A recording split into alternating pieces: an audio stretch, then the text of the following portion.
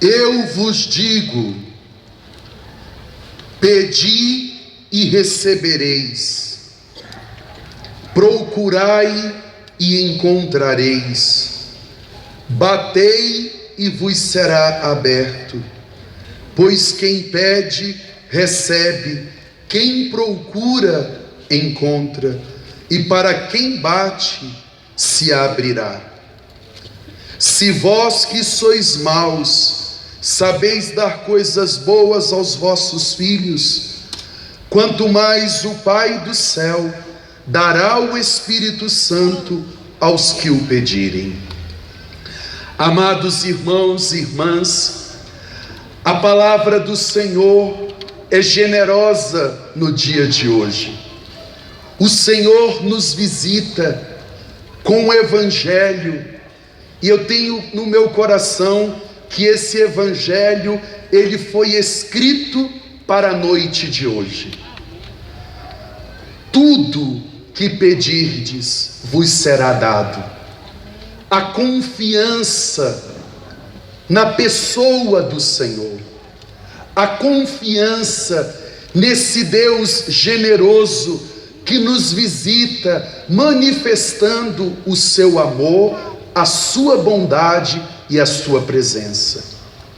Quando nós entregamos o nosso coração nas mãos de Deus, quando nós colocamos para Ele a nossa necessidade, Ele não nos ignora.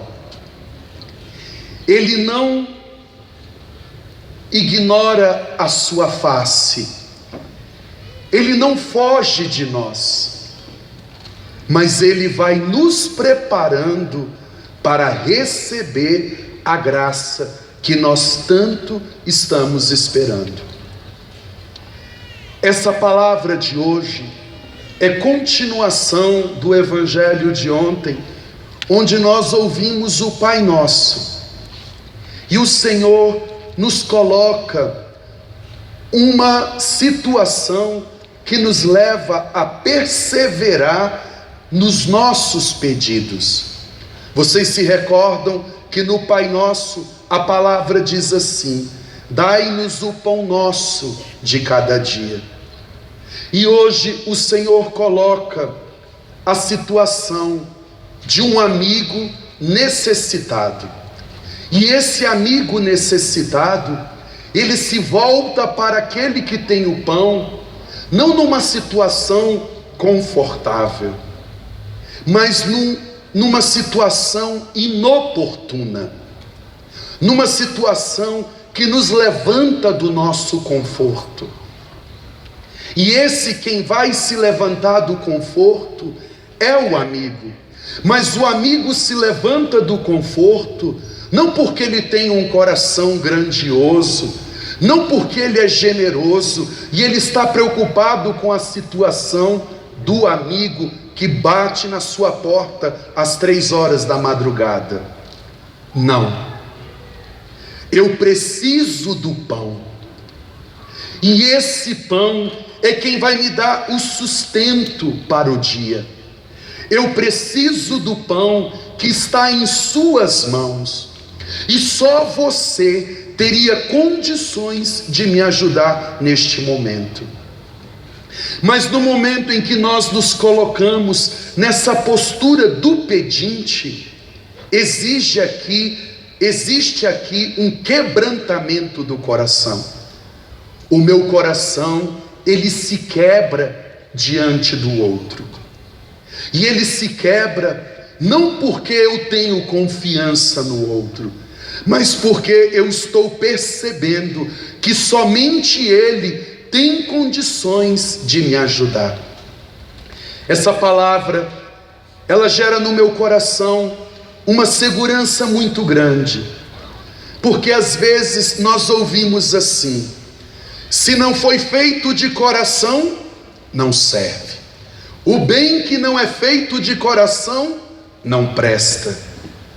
Isso não é verdade. Nem sempre nós estamos disponíveis para o bem. Nem sempre nós queremos ser o protagonista daquele bem.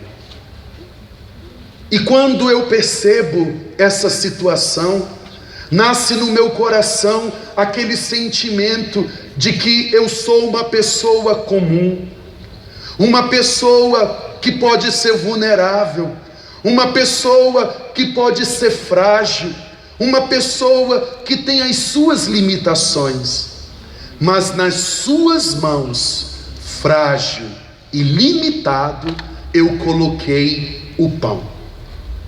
O pão que sacia o coração do outro, o pão que levanta o outro da sua indigência.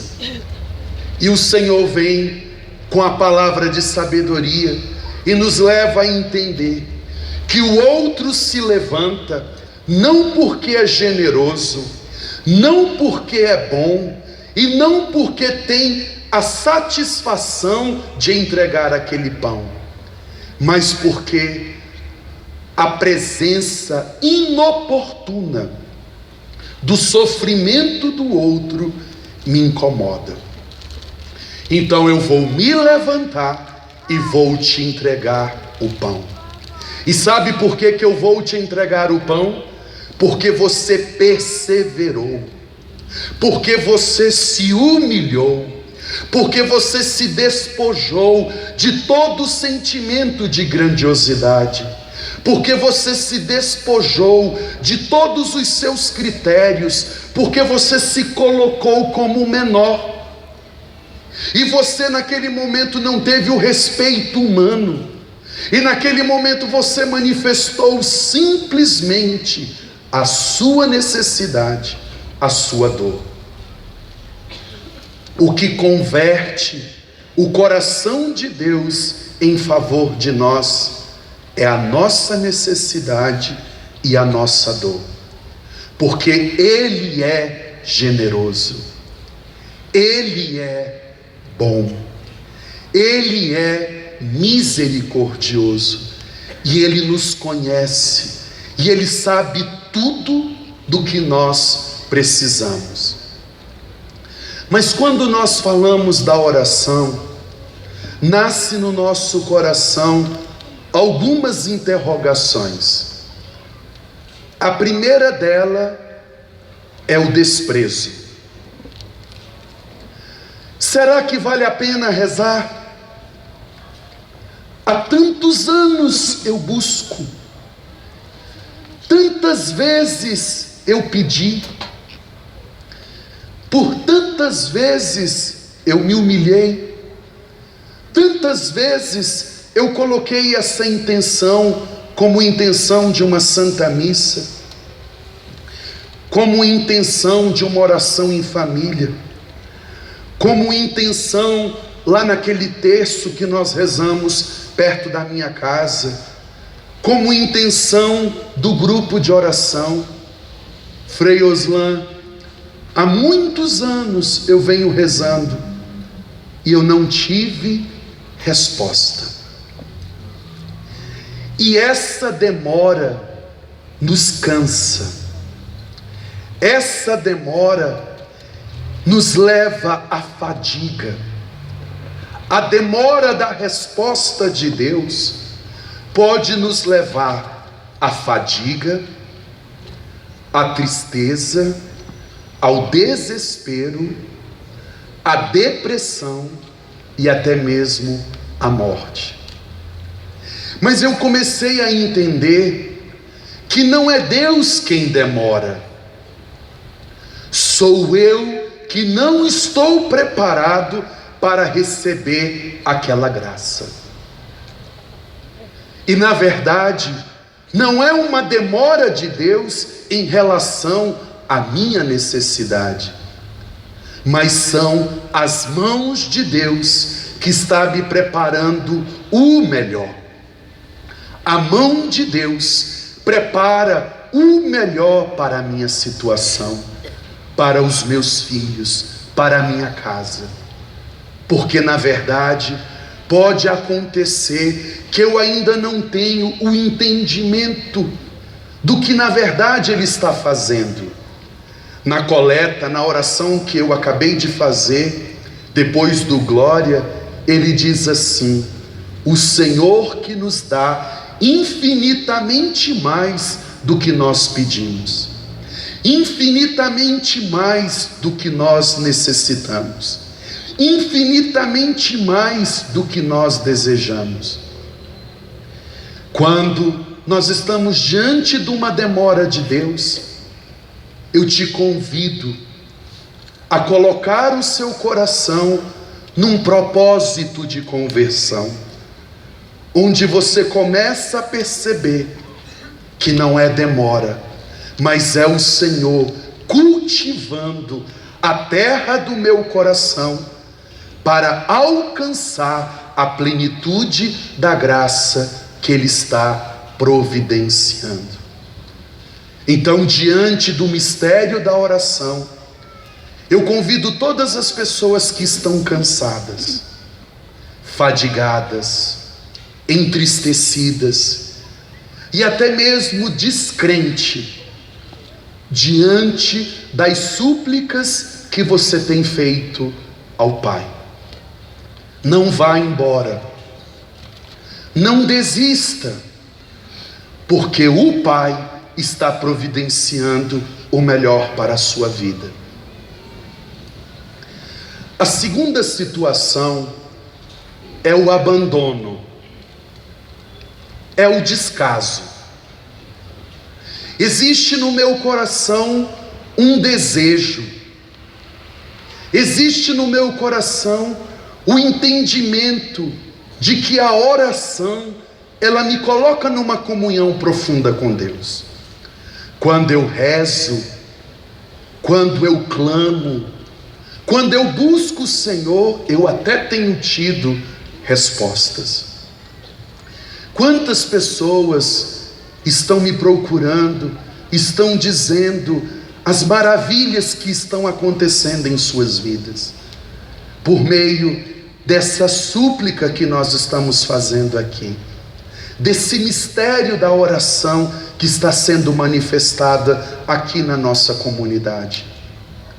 Mas ao mesmo tempo em que eu tenho a percepção que eu posso orar, que eu tenho condições de crescer na oração, que eu tenho condições de buscar a palavra de Deus e crescer nesse entendimento, eu começo a me dispersar pela falta do tempo, pela falta de oportunidade. Cada vez que o tempo vai me sobrando, mais eu me distancio das minhas preces. Quanto mais eu coloco no meu coração o desejo de querer estar num estado de oração, uma busca sincera das coisas de Deus, eu me vejo mais perdido e eu começo a abandonar. Eu tenho aquele desejo no coração de buscar a oração, mas ao mesmo tempo eu vou me sufocando por coisas externas. Um dia é o trabalho, outro dia é a situação com os meus filhos, o outro dia é uma situação fraterna de um amigo, num outro momento eu já estou cansado demais, num outro momento eu tenho uma outra prioridade, mas quando eu terminar de fazer isso aqui, eu vou voltar para a minha vida de oração. Isso é um abandono. Vejam essa oportunidade que nós estamos tendo aqui. Por que celebrar uma missa assim? A missa de hoje, Frei, é diferente das outras missas? Certamente não. Mas só que essa missa de hoje, vocês já conhecem o Frei Oslan, então o Frei Oslan vai cantar, vai pular, vai rezar, vai gritar, vai pedir. Nós abrimos o nosso coração ao tempo, e ao tempo da graça, para experimentar a graça de Deus. Então é um momento em que nós colocamos uma prioridade, e essa prioridade vai dilatar o nosso coração para perceber as maravilhas de Deus. Quando eu morava no Santuário São Francisco, isso em 2010, eu tive 2009, aliás, eu tive uma crise de asma, que foi a mais forte que eu tive nesses últimos anos. E foi muito assim difícil. E eu cheguei a perder a voz. Eu tinha tanta dificuldade para respirar que cheguei a perder a voz. Então eu não conseguia celebrar a Santa Missa. E eu infelizmente fiquei 3 meses sem celebrar a missa, por conta daquela crise de asma.